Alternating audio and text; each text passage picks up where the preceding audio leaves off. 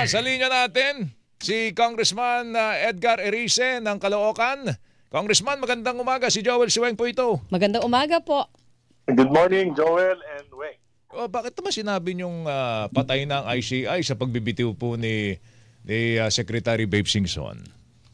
Well, alam mo, matagal na may constant communication kami ni Sec Babes. Kasi mula nung ako ay kasama ko yung ibang mga kasama ko sa Liberal Party na nag-file ng bill para i-legitimize yung ICI through a legislation. Yun nga yung Independent Commission Against Corruption Infrastructure. So talagang sinasabi sa akin ni Sec Babes na kailangan yun dahil kulang na kulang talaga yung kanilang poder. Talagang wala silang magagawa kung yung wala silang powers, tapos delikado pa sila, baka balikan sila ng suit after yung mga ina-accuse nila kasi wala naman silang immunity. O doon, hindi naman sila truly independent sapagkat ang kanilang pondo at yung mga tao na ginagamit nila, wala naman silang control, DOJ. So yan yung problema nila. Yan yung problema nila. Kaya nga, laging, sabi niya nga sa akin noon na papasabayan sa Kongreso, papasabayan ng mga congressman, sabi niya sa akin. At kung papasayan, tutulungan, kakumbinsihin namin si Presidente na i-certify as president yung bill na yan, sabi niya sa akin. So talagang nung sinabi naman ni Speaker Boji, natatapusin natin yan before the Christmas break, ginanahan kami, nagtrabaho kami, overtime kami, over a series of marathon hearings, natapos na 2 weeks ago. Natapos na sa Committee on Government Reorganization, pero nagulat ako, 2 weeks hindi na gumalaw. Hindi na gumalaw. Wala rin po certification from the President. Wala rin po certification from the President. Kaya nung nagte-text kami, sabi ko parang nahal na rin ako. Sabi niya, I feel the same way. Why would I risk my life? Sabi ni Sec Babes sa akin. Why would I risk my life and my family in solving Malacanang problems? So yun yung nag-trigger, tingin nyo, Congressman Egay? Yung hindi pag-certify? Matagal na yung tingin ko yung frustration kasi sabi niya nga, bakit niya i-release yung pamilya niya, pamilya niya, yung I just want to go back to my life. Sabi niya noon. At bandang uli, nung huling exchange namin siguro 2-3 days ago sa akin, kasi sabi ko, baka maging image na dyan, parang washing machine. Sabi niya, not only washing machine, but the punching bag of the Office of the President without support. So hindi lang ito issue ng pangkalusugan, seguridad, nandun din yung... Alam mo si Sec Babes, tigas yan, 77 years old na siya, pero malaki naman. Pangalawa, nung panahon ni Pinoy, kita, marami siyang kinaharap na problema. Na-reforma niya, yung DPWH, marami ring nangaharas sa kanya, pero hindi niya nasusukuan niya, kaya hindi ako maniniwala dyan dahil sa stress, dahil sa kalusugan, hindi ako maniniwala dyan. So ano to, yung frustration niya doon sa poder at saka yung kawalan nga ng suporta or immunity kaya nga, sa kanila. Sinasabi to, dahil naniniwala ako sa integrity ni Secretary Babes. At ayoko na magamit yung mukha niya, yung kanyang pinoretektahang reputasyon at dangal, para lang maglinis ng problema, ng may problema. Pero let's face it, Congressman Egay, siya ang muka ng ICI. Sa tingin ko, siya ang muka. So sa pagkawala po niya, pagbibitiw niya, nabawasan ng malaki ang credibility ng Independent Commission for Infrastructure.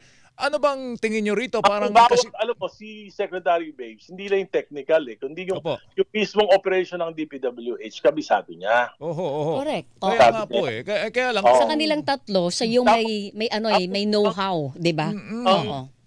Ang task ng ICI is to investigate 23,000 projects over 10 years. Di ba?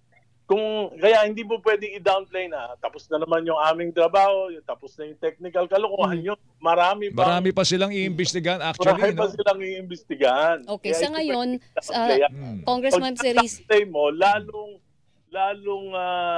lalong magiging obvious na meron tayong pinagtatakpan dito. Ako mismo, kita mo, iba-iba na yung narrative eh. Teka, Kong, hindi namin nakuha yun. Meron tayong ano kanyo?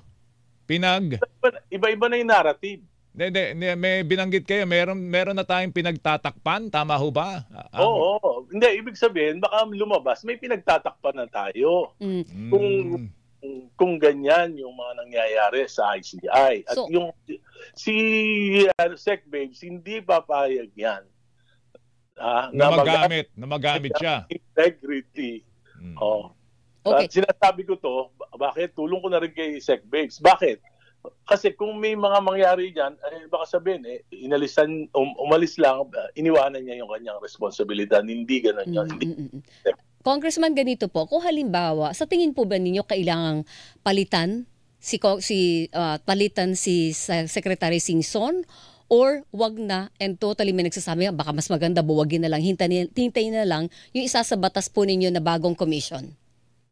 Yun nga, madali na yung batas. Parang kapag-appoint. Kasi doon sa batas namin, there will be 5 commissioners. Aside from the 3, magdagdag kami from the academy and from the civil society para mas lalo maging transparent yung investigation.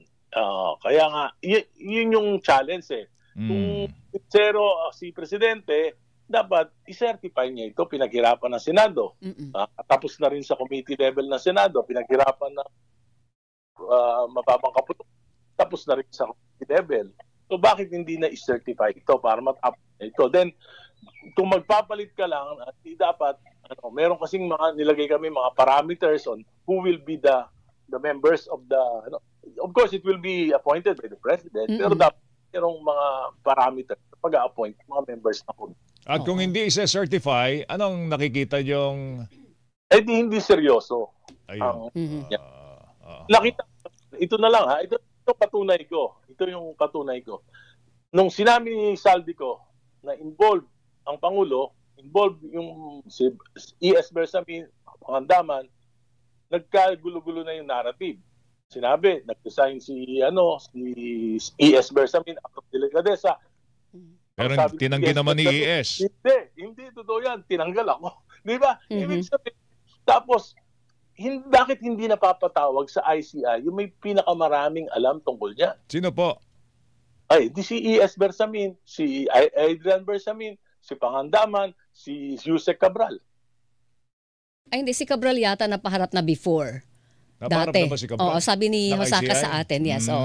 Una, isa kabilang doon sa mga naunang naipaharap. Pero itong si Bersamin na sinasabi ni Congressman Erice at si Secretary Amena Pangandaman, hindi pa. Pero sabi naman ni Bersamin kasi, Weng, na hindi siya harap sa anumang investigasyon until this is official na sasampahan siya ng kaso at harap siya doon sa mga proper forum. So I believe hindi kasama doon ng ICI. Yun nga, bakit invite kung ayaw, di wag.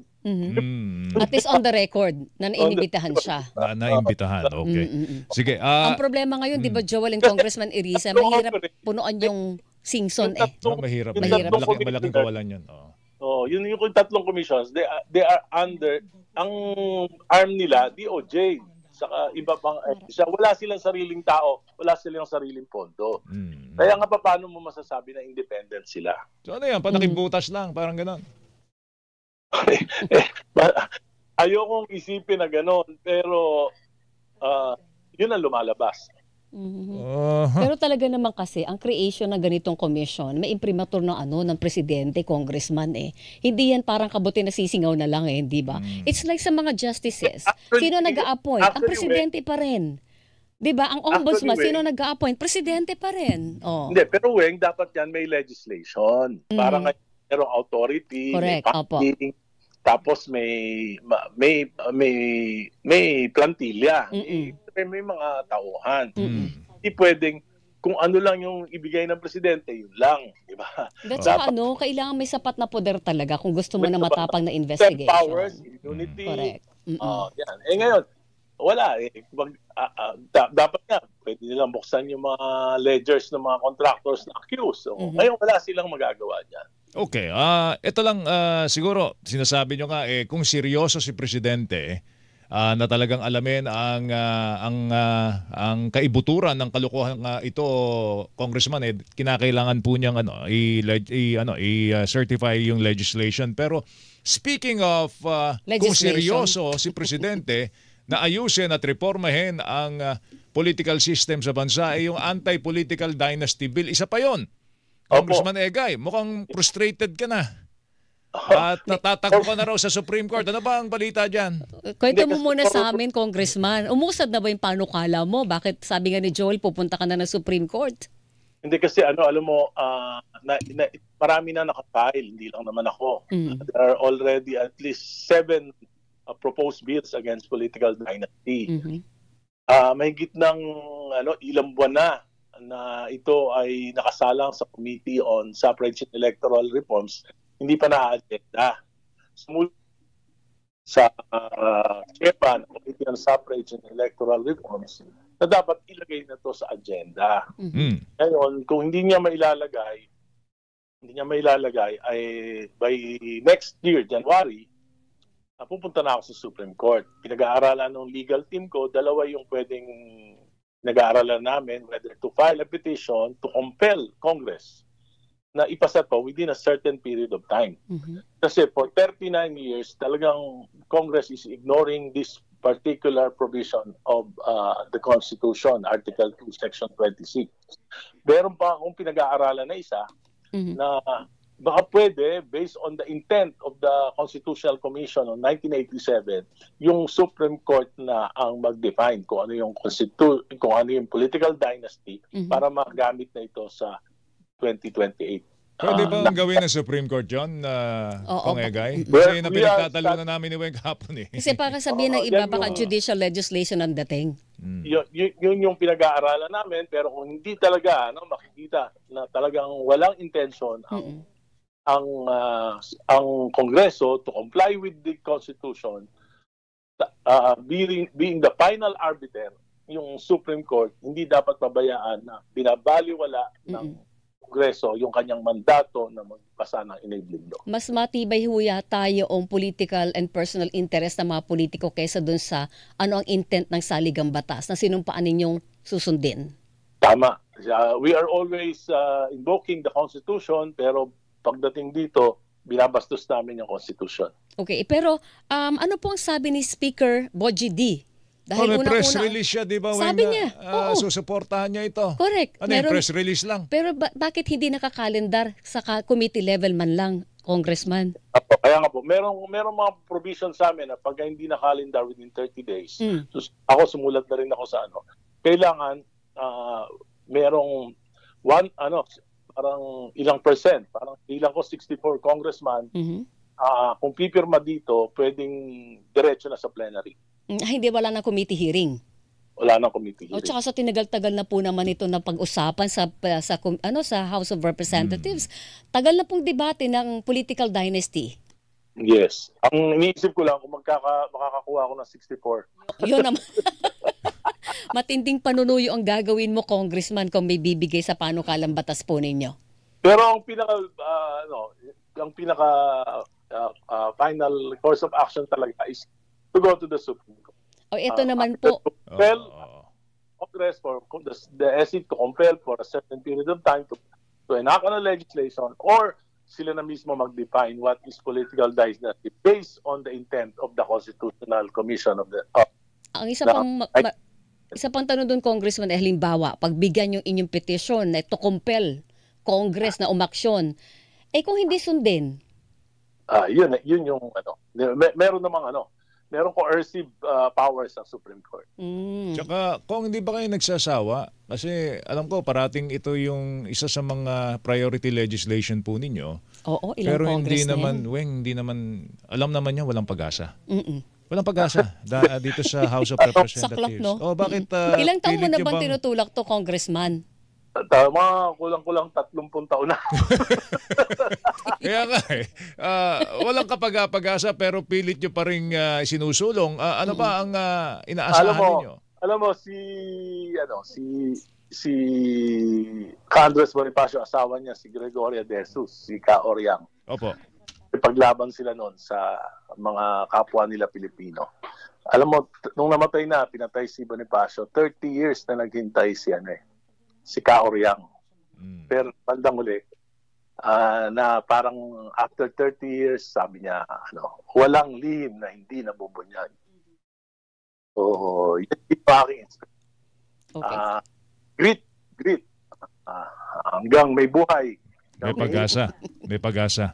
Kasa ilalaban natin to hanggang sa dulo. Nakakalungkot lang. Pagkating ko, ito yung pinakamating dahilan kung bakit may korupsyon, maraming umaabuso, maraming naapi, at maraming apat. Ito lang nakakalungkot lang, Congressman, 'di ba Joel, sila yung kayo po yung kinatawan, kumakatawan sa inyong constituents, 'di ba, sa Kongreso. Kayo yung nagbibigay ng boses sa inyong mga kinakatawan. Tama, Joel, no? Pero yung mga constituents ninyo, galit na sa political dynasty, pero hindi po sinusunod ng mga kongresista at senador yung inyong nilalaman at sinasalob ng inyong constituents, no? Opo. There are good dynasties, may exception. Correct. Pero exception rather than the rule. Kaya nga sabi ko, nakikita naman natin, buong pamilya na, pati nga aso, gusto na maging kapitan ng barangay, yung aso nila. Hindi niya alam tama yun. Akala nila, pag nawala yung pamilya nila, parang sila yung regalo ng Diyos sa mga mamamayan. Yun, totoo yan. Ito yung mga ginagawang negosyo po ang politika. Diyan na yumaman, Weng, di ba? Sa politika. At diyan din lucrative. Hindi siya na-check dahil si tatay magnanakaw, papalit naman sa kanya si anak, sino mag-iimbestiga kay tatay, di ba? So wala talagang yung mayor, executive, yung vice mayor, yung asawa, legislative. Correct. Tapos yung national representation, congressman, anak. Kahapon nga kausap ni Igan sino Governor Daxkua. Daxkua. Sabi ni Governor Daxkua, yung asawa ko naman ang congressman diyan. Diyan sa probinsya ko, so wala kami masyadong problema sa di ba? Di ba? Ayos na. Kaya anong nangyayari niyan, in fairness naman, di ba, nung panahon ni Pangulong Duterte, dynasty ni Duterte, ngayon naman dynasty ni Marcos.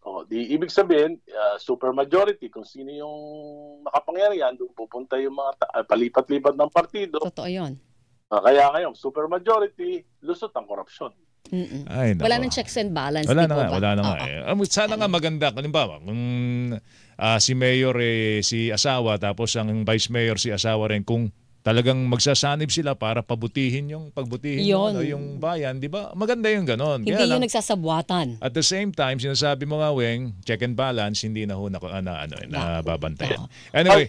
To perpetuate, Joel, to perpetuate their family into powers. Bandang gagamit sila ng pondo ng gobyerno, mag-aabuso sila para hindi sila mapalitan. Kasi they are now more interested in maintaining their dynasty rather than serving the public. Pero sa bandang huli, Kong Egay, tao pa rin ang nagboboto sa kanila. Kaya nga, kung walang mangyari sa mga ginagawa ko sa bandang huli, ang aking advokasya, sana makinawa ng mga tao, huwag na kayong boboto ng pare-pareho ng apelido. Basta hindi namin mababalitaan na may mga 2 irisan na magkakasabay na sa pwesto, Congressman, ha? Ako po yung unang politiko sa aming pamilya. Ako na rin po yung huli. Yung apo ko 12 years old, di ko na nyo kung magiging politiko siya o hindi. Okay guys, salamat. Mag-ingat ka. Thank you. Good morning po. Thank you po. Salamat po. Congressman Egay Erice, mga kapuso.